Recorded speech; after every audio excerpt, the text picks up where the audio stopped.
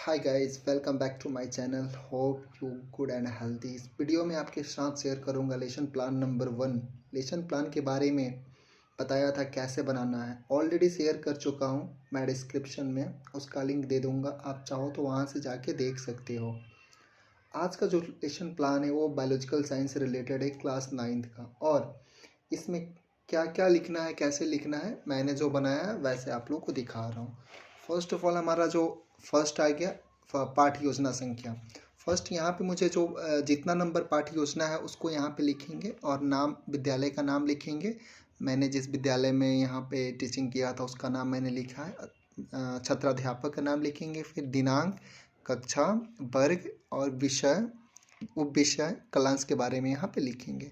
और प्रकरण हो गया, प्रकरण में जो हम लोग जिस टॉपिक बनाएंगे उसको लिखेंगे। सामान्य उद्देश्य लिखेंगे और सामान्य उद्देश्य और विशिष्ट उद्देश्य, जो उद्देश्य जो होता है ना, सारे लेसन प्लान में यही मिनिमम 3 उद्देश्य हमको लिखना है, सेम टू सेम ही रहता है सारे में।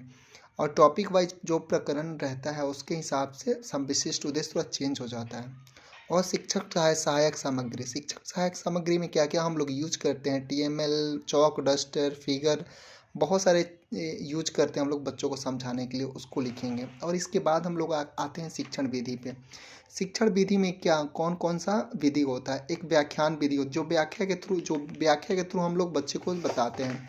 उसके बाद जो होता है सेकेंड होता है प्रयोगशाला विधि, जो हम लोग प्रयोग करके प्रयोगशाला में, लैब में जाके हम बच्चों को बताते हैं। उसके बाद से एक प्रश्नोत्तरी विधि होता है, जो प्रश्न के थ्रू हम लोग बच्चों को से बताते हैं। इसके बाद से आता है पूर्व विज्ञान। पूर्व विज्ञान मतलब पूर्व विज्ञान ये होता है विद्यार्थी पहले से क्या नॉलेज है, क्या ज्ञान रखता है, उसके बाद से इसके बारे में हम लोग लिखते हैं। उसके बाद से आते हैं पाठ प्रस्तावना। पाठ प्रस्तावना में क्या होता है, पाठ प्रस्ताव एक प्रकरण जो होता है, उस प्रकरण को हम लोग पाठ प्रस्तावना के थ्रू बच्चों से निकलवाते हैं कि बच्चे को क्या पता है।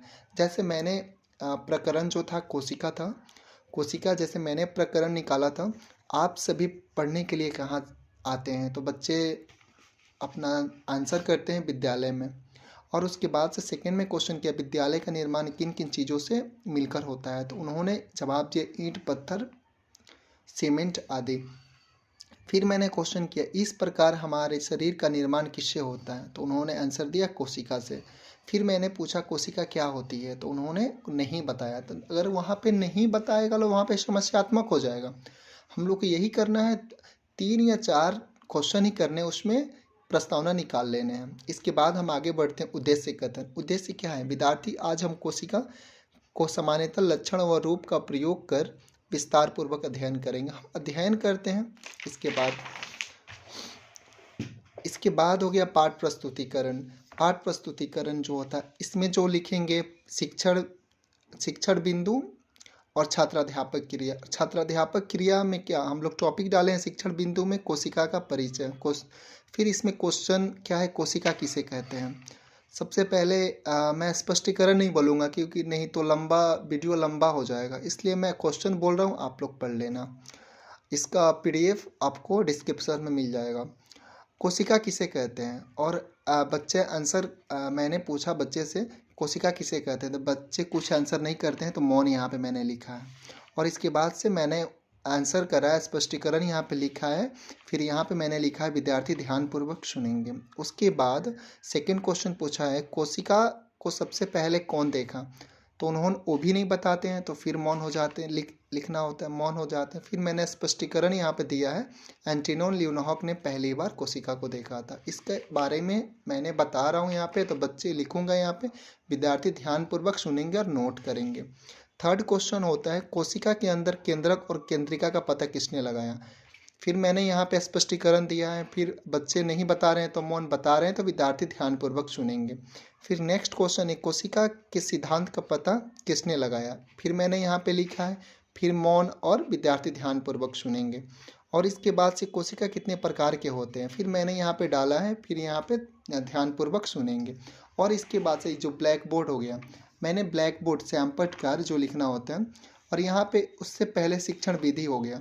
शिक्षण विधि में हम बच्चों को कैसे बता रहे हैं, व्याख्यान विधि, प्रश्नोत्तरी विधि, या मतलब जो भी विधि से बता रहे हैं उस विधि को यहाँ पे लिखना है।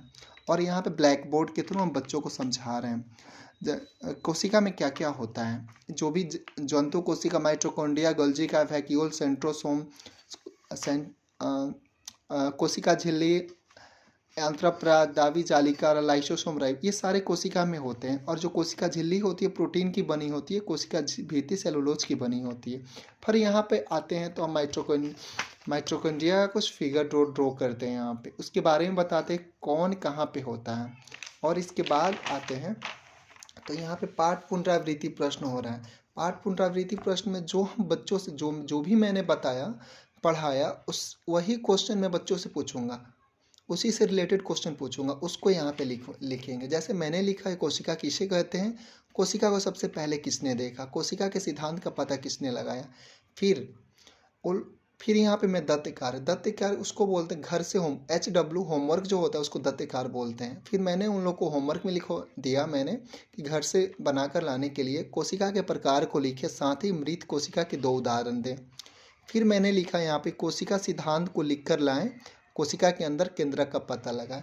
गाइज इतना ही लिखना होता है एक लेसन प्लान में। और फिर नेक्स्ट जो लेसन प्लान होगा नेक्स्ट वीडियो में आपको मिलेगा। सो प्लीज़ लाइक और कमेंट कीजिए, सब्सक्राइब कर दीजिए और भी शेयर कीजिए। Thank you.